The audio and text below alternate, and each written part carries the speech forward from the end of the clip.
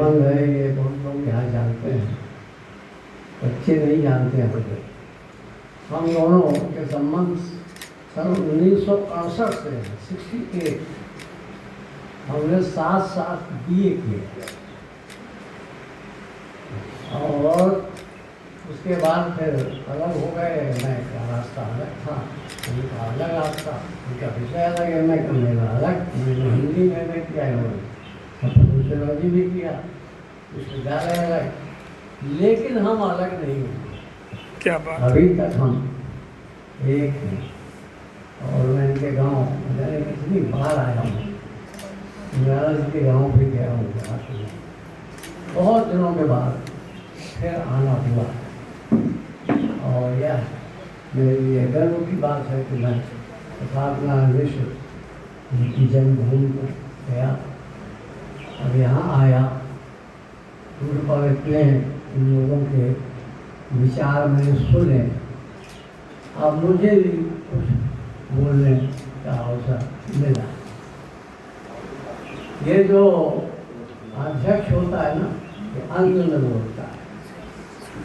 तो ये विद्यालय के बच्चों से पूछिए कि जो आखिरी पीरियड होता है वहाँ तक पहुँचते पहुँचते इतना थक जाते हैं बच्चे कि आखिरी पीरियड में या तो भाग जाते हैं या उनका मन नहीं लगता, इधर उधर भागने लगते हैं, कहते हैं किसी तरह टुटुल घंटी बजे बाहर हो जाते हैं। तो ये आखिरी पीरियड में वो क्या काम जो है अध्यक्षता का होता है। तो अध्यक्षता भी अध्यक्षीय वक्तव्य जो होता है दो प्रकार का होता है। एक धन्यवाद टाइप का होता है कि जो पूर्व वक्ता हैं उनको धन्यवाद दे दिया कि बहुत अच्छा बोलिए, प्रशंसा कर दी, तो एक को तो 2 मिनट में निपट जाता है। लेकिन अगर संबंधित विषय पर भी अध्यक्ष कुछ बोलेगा तो जाहिर है कि उसको थोड़ा समय लग जाता है। तो मैं दूसरे प्रकार से बोलता हूँ हमेशा, वो 2 मिनट वाला धन्यवाद नहीं, वो फलदायगी है, वो औपचारिकता है, फॉर्मेलिटी है। ओ नहीं, बहुत छोटा। मुझे पहली बात तो यह जानकर या देख कर सुनकर बहुत अच्छा लगा कि प्रताप नारायण मिश्र के लेखन के लगभग सभी पक्षों पर यहाँ लोगों ने बात रखी, क्योंकि हिंदी जगत में हिंदी पाठकों के हिंदी के विद्यार्थी अध्यापक ये बेसिकली ये समझते हैं कि प्रताप नारायण मिश्र मूलतः निबंधकार, क्योंकि उनका निबंध ही पाठ्यक्रम में लगा रहता है, वो भी स्कूल लेवल पर। विश्वविद्यालय में लगा सकते हैं, हाई स्कूल में लग जाएगा, इंटरमीडिएट में लग जाएगा, एकाध निबंध है, होली लगा दिया, बात लगा दिया, कुछ लगा दिया।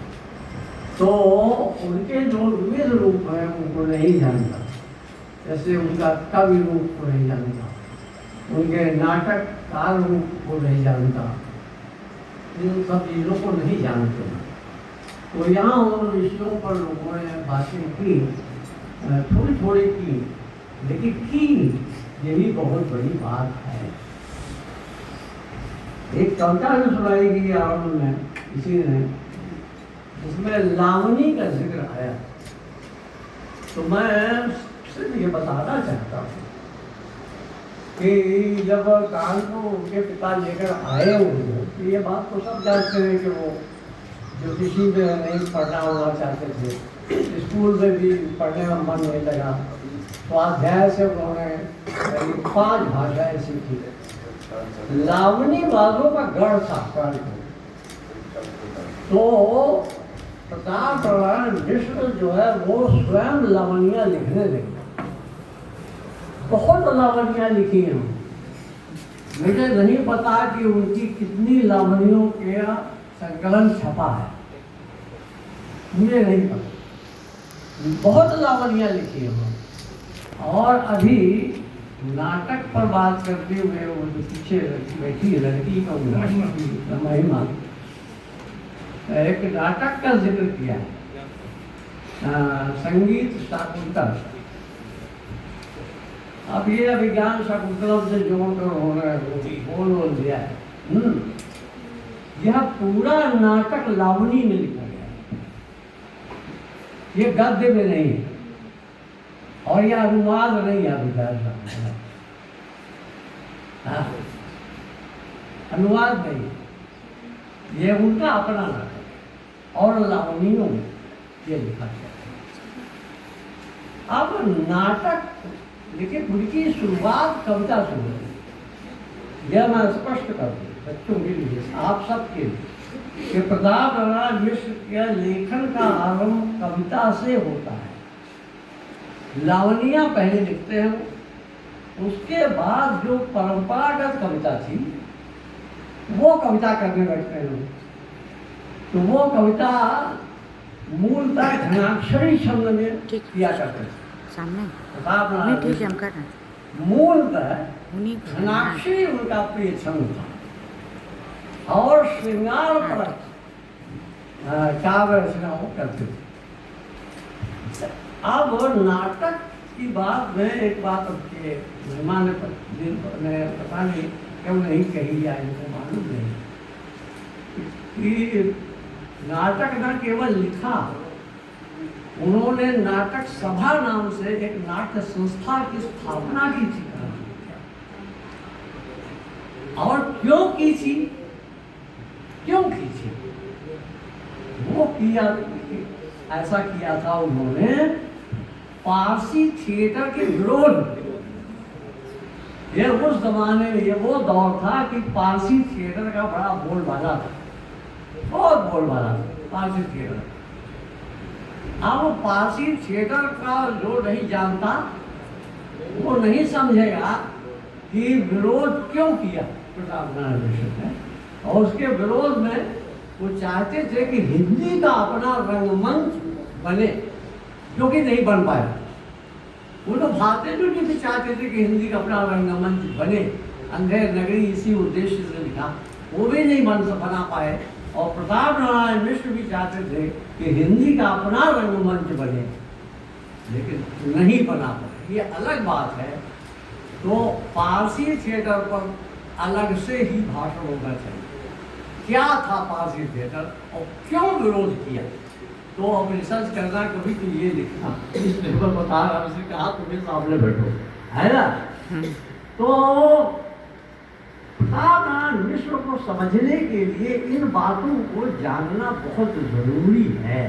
इसलिए मैंने सोचा कि ये बातें रह गई हैं, ये मैं बोल दूं।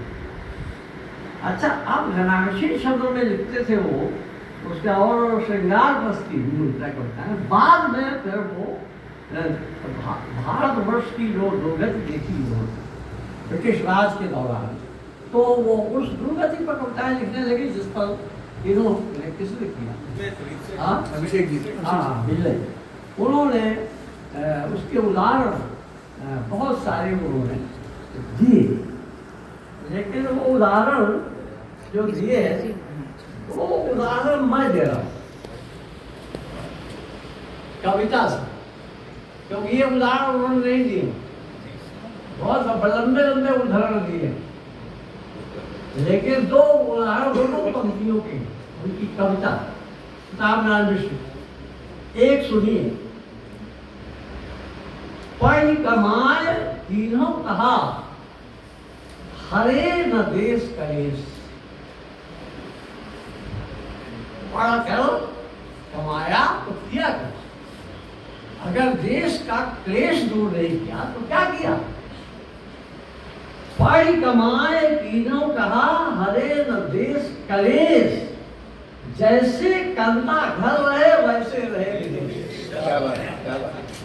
जैसे कंता घर रहे वैसे रहे विदेश। प्रताप नारायण मिश्र की पंक्तियां हैं, जैसे कंता घर रहे वैसे रहे देश।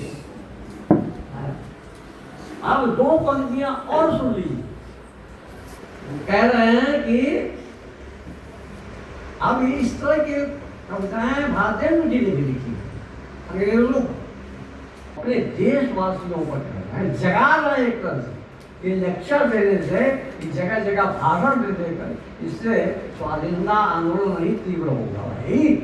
जरा सा सत्ता के विरोध में भी आओ, है ना। तो ये बहुत बड़ी बात थी प्रताप नारायण मिश्र के।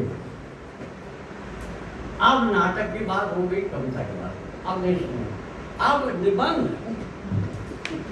निबंधों को बहुत बड़ा व्याख्या, इनका सबसे बड़ा इसी का व्याख्या है और बहुत सारे उदाहरण उन्होंने निबंधों के जी, अच्छे उदाहरण, अच्छे निबंध चुने। अब निबंध तो जैसा कि खुद ही उन्होंने कहा कि लगभग 600 पेज का जो प्रताप नारायण ग्रंथावली छपी है नारी पिचारी सभा से, पता नहीं उसका दूसरा खंड छपा कि नहीं, मुझे नहीं मालूम, क्योंकि जो पहला खंड छपा था वो सन 1958 में छपा था। मेरे पास वो जो प्रति है वो है 1992 की। तो पहले खंड में जो भूमिका थी वो भूमिका जो 92 में भी है, जिसमें लिखा है कि दूसरा खंड जल्दी ही प्रकाशित होगा। अब वो जल्दी ही 58 में बोला था प्रकाशित नहीं हुआ, 92 में जो मेरे पास है वो उसमें नहीं लिखा हुआ है कि जल्दी ही प्रकाशित होगा। वो मुझे नहीं पता, अगर किसी को पता हो तो मुझे बता दीजिएगा, मंगवा लूंगा कहाँ से छपा। ये दूसरे खंड में उनके कविता नाटक वगैरह, पहले खंड में 7 निबंध 12। अब इन्होंने तमाम निबंधों के उदाहरण दिए और इन्होंने कहा कि छोटी छोटी चीजों पर लिखा है, यहाँ तक कि वर्णमाला पर, अक्षरों पर उनके निबंध, ट पर निबंध लिखा है, ट पर निबंध लिखा है, ड पर निबंध लिखा है। ये विषय है उनके निबंधों में, ट ट ट, है ना। सोचिएगा इस पर क्या लिखा होगा, है द निबंध। अच्छा, आप जब द निबंध लिख रहे हैं प्रताप नारायण मिश्र, ध्यान दीजिएगा कि दाल ने सारा बंटाधार किया, हमारे समाज का, हमारे देश का पूरा बंटाधार इसी द ने किया। द और कहा अंग्रेज बहुत समझदार हैं कि अंग्रेजी में द ध्वनि नहीं है उनके पास, ड है, डी है, डी को वो ड बोलते। तो कहा कि हमारा जो द है ये, इससे क्रिया जो बनती है वो है देना, और ड से जो क्रिया बनती है वो डकारना। तो कहा हमारे यहाँ मांगने की प्रथा है, दो दो दे दे दे, है ना। और अंग्रेज जो है डकारता, सब कुछ वो निकल जाता। तो कहा वो जानबूझ का कहा अंग्रेजों ने द नहीं रखा, ड रखा। क्या देखिए द और ड का फर्क बताते हुए उन्होंने द अक्षर की व्याख्या की है और कहा हमारे यहाँ तो जन्म से जो देना शुरू होता है और मांगना शुरू होता है वो मृत्यु तक चलता रहता है। वो ब्राह्मण आएगा, बच्चा पैदा होगा, दो, मतलब हर चीज दो, और मरने तक, मर गया आदमी दो, दक्षिणा, द से दक्षिणा, द से दरिद्र शब्द द से बनता है। क्या जितने नकारात्मक शब्द है 10 है, दुष्ट का दस्यु, दंड, ये सब 10 है। इतने शब्द गिना गए हैं वो, कहा इनमें से एक भी शब्द कल्याणवाची नहीं है, सब अकल्याणवाची, सब परेशान करने वाले। और कहते हैं एक सुनिए, कहते हैं कि मतलब सबकी खाद उधेरी है प्रताप नारायण में, जैसा कि मैंने वहां कहा कि वो निर्भय निर्दोष बोलेगा, बगैर डरे, बगैर हिचके, बगैर को लिखना, और जो लिखना मन होगा लिखे। एक जगह लिख रहे हैं द के बारे में, कहाँ तक कहिए। अब देखिए ये आज की तारीख में यहाँ मैं बोल रहा हूँ, अगर किसी को भावनाएं आजकल बड़ी आहत होती है, जरा सी बात पर आहत होती है हमारी भावना। हाँ, तो ये भावना अगर आहत हो जाए तो आप लोग ये इन्हीं को दोष दीजिएगा, मुझे मत दोष दीजिएगा। प्रताप नारायण मिश्र लिखा सुना रहा हूँ, मैंने अपना लिखा नहीं है। कह रहे कहाँ तक कहिए हमारे वनवासी ऋषियों ने दया और दान को धर्म का अंग ही लिख मारा है। दया और दान को धर्म का अंग ही लिख मारा है। सब बातों में देव, देव ने दो, और लेव क्या, लेने की बात नहीं करता। क्या मिलेगा, क्या झूठी वाहवाही, कोई वाहवाह और मरणार्थ स्वर्ग, इसका लालच देते हैं कि तुम दोगे हमें तो तुम्हें ये सब मिलेगा, मरने के बाद स्वर्ग मिलेगा। पाने के आपके पास कुछ नहीं, सिर्फ दीजिए जितने ये जिंदगी है। ये द अक्षर की व्याख्या प्रताप नारायण मिश्र ने की। अब अंत में, अब अंत ही कर रहा हूं। एक उनका निबंध है, उसका शीर्षक है भौं। भौं। अब आरंभ में ऐसा बैंक बहुत ही प्रताप नारायण मिश्र का जो स्वभाव था, बड़ा हंसोड़ स्वभाव, मस्खरा स्वभाव। नाटकों में अभिनय करते थे, वो नाटक करते थे, हाँ, और नाटक करते थे। तो एक बार स्त्री पात्र की भूमिका निभानी थी। उस जमाने में स्त्रियां नाटक पर, स्टेज पर नहीं जाती थी, उस लड़के ही स्त्री बनते थे, है ना। तो अब वो मुंह रखे हुए, तो अब स्त्री बनना है नाटक में, तो अम्बूस रख के तो स्त्री बन नहीं सकते। तो पिताजी से अनुमति मांगते हैं कि मैं मूछ बुला लूं, क्योंकि मुझे स्त्री की भूमिका करनी है। और पिताजी जो शंकरा प्रसाद विष्णु थे, उन्होंने अनुमति दे दी और मूछ बुलाकर स्त्री की भूमिका की। तो अभिनेता भी थे वो नाटक में, कुशल अभिनेता थे। अब होते तो फिल्म में जाना चाहिए था उनको, नहीं है, वरना राजेश खन्ना वगैरह शाहरुख खान की तरह बनते, लेकिन नहीं है। हाँ, तो भौं पर लिखते हुए शुरू में कहते हैं, लोग भ्रम मत पाइए, ये कुत्ते की भौं के बारे में नहीं कर रहा हूँ। कुत्ता भौं भौं वो बोलता है, मैं इसकी बात नहीं कह रहा हूँ, मैं भौं की बात कर रहा हूँ। ये भौं ये है ना, ये कहने इसकी बात मैं कर रहा हूँ, भौं। और इसकी व्याख्या करते हैं भौं, और भौं की व्याख्या करते हुए तमाम बातें लिखते हैं। वो भौं के बारे में लिखते हुए कहते हैं कि कहते हैं परमात्मा न करे कि ऐसा हो किसी की यहाँ मृत्यु हो जाए तो लोग बाल बुलाते हैं। तो कैन सर का बाल बुला लेगा, वो दाढ़ी बुला लेगी, मूछ बुला लेगा, सब बुला लेगा, भौं नहीं बुलाता। भौं जो है कोई नहीं बुलाता। ये कहा कि भौं तो कोई नहीं बुलाता। भौं की बड़ी महिमा है, क्योंकि भौं अगर गया तो सौंदर्य गया है, चाहे वो पुरुष हो चाहे स्त्री।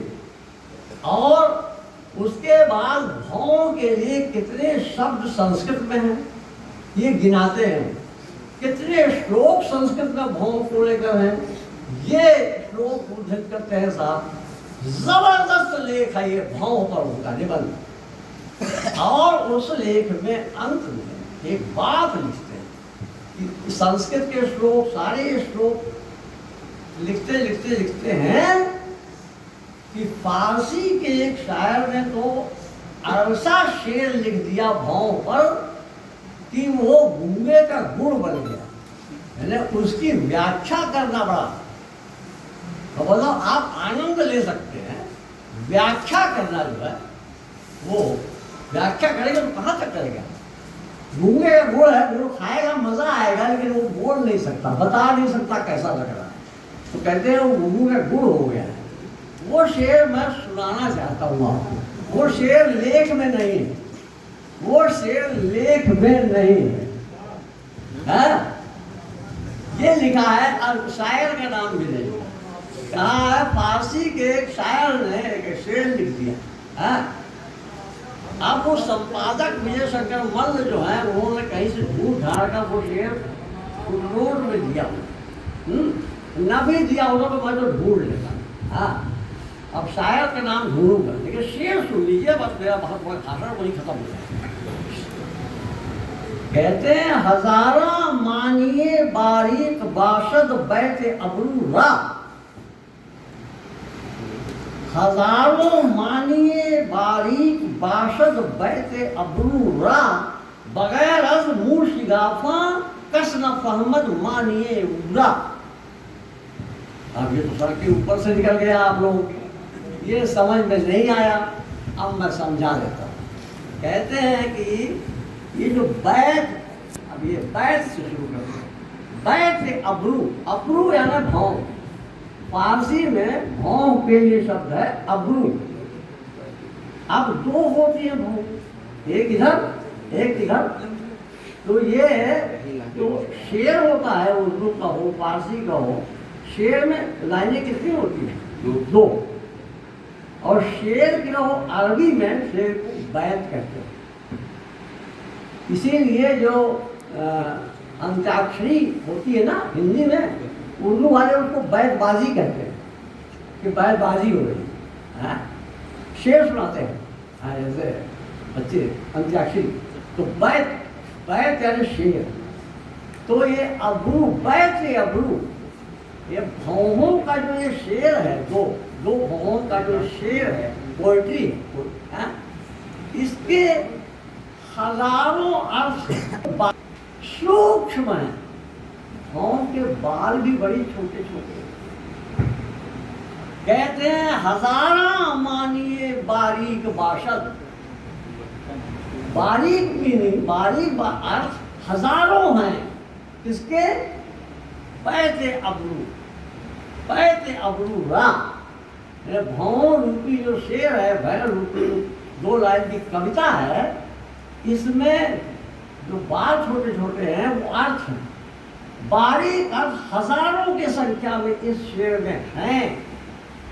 तो कहा बगैर अस मुँह शिगाफा कसना फहमद मानिए उरा। अब मुंह माने भी होता है बात, और शिगाफ माना होता है खोलना। तो ये मुंह शिगाफ जो होता है, इसी से मुहावरा बनता है बाल की खाल निकालना। कहें बगैर बाल की खाल निकाले, यानी बगैर विद्वत्ता के, बहुत जिसके अंदर बहुत ज्ञान होगा, उसके बगैर कसना फहमद मानिए उड़ा, उसका अर्थ कोई नहीं समझ सकता है ना। बगैर मुंह शिगाफ के, बगैर बाल की खाल निकाले, बगैर बाल की खाल निकालने का मतलब जो बहुत विद्वान होगा, जिसके अंदर बहुत ज्ञान होगा, वही उसका अर्थ समझ पाएगा, कोई नहीं समझ पाएगा। ये बुद्ध कहा है प्रताप मिश्र जी ने। धन्यवाद।